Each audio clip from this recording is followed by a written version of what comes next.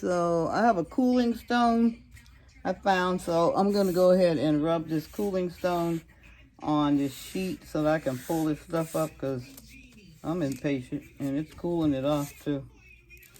I just take it and I hold it on there in the spot. It's got flat enough. I was walking with my daughter at the park, and you can get, there's some stones that come from the riverbed, I guess, and they're flat stones. So I just picked up one, and I said I was gonna paint on it, but I'm gonna use it as a cooling stone.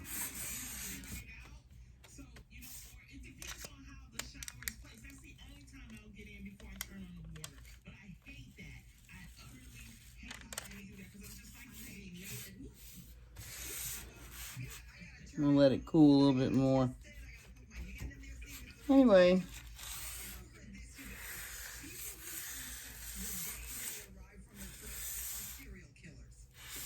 anything that will absorb heat. And stones, you know, I think back in the olden days, they used to, if you listen to some things on TV, they'll say that they put the warming stones in the bed. So they're probably stones, flat stones, river stones like this that were warmed up in the fire and put in the bed for the people to keep their feet warm, keep themselves warm, because I'm sure they didn't have the stuff we got now. Their walls were holy and everything, gaps in between it, and it was cold. So that's enough. Anyway, I'm taking this off. There. Ta-da!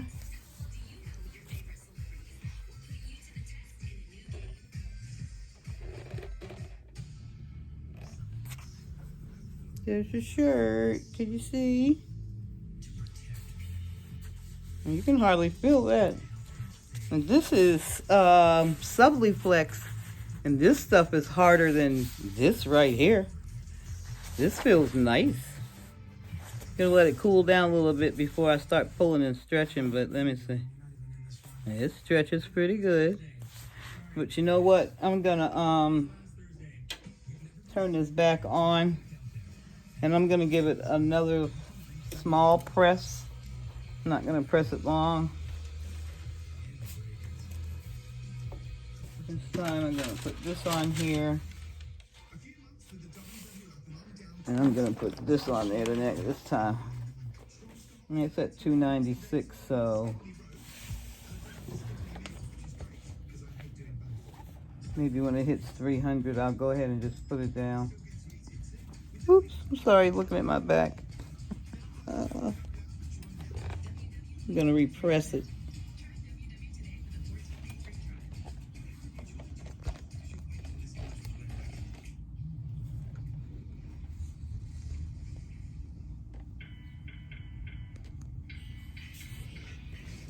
Uh-oh.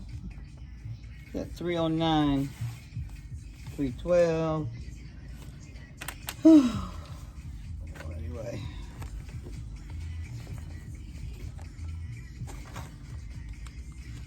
So what else I'm going to do later on is I'm going to find some pictures.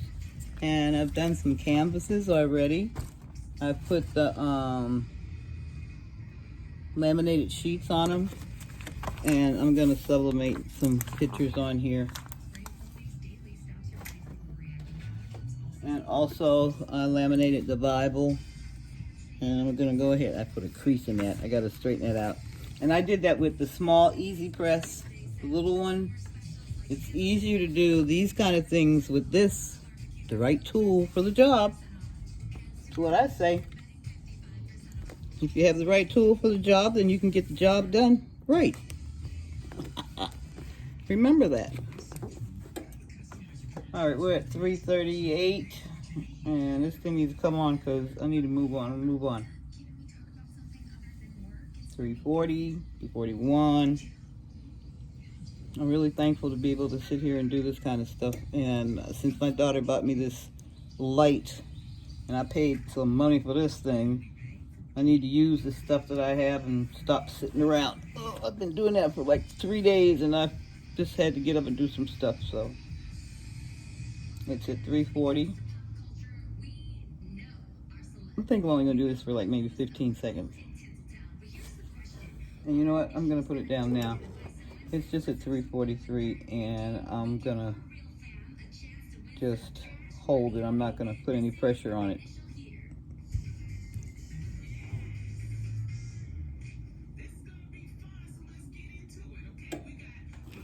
For 15 seconds. I think that's enough. Which means I have to let this cool again. Turn my heat press off. Yeah. And I think the reason that you need to let it cool is so it doesn't pull up any of the color or stuff like that. And then you'd be cussing and carrying on. I know I would be so mad. I have that Subliflex was not cheap, and I wasted so many sheets of that. I'm like, So I think what we're going to be doing is using these transfer sheets, which are a whole lot cheaper than this Subliflex. And this stuff is hard.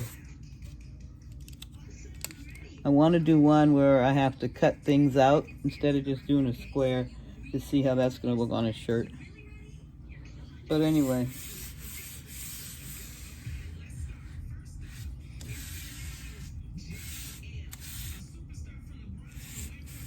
You know, us folks who are impatient like me.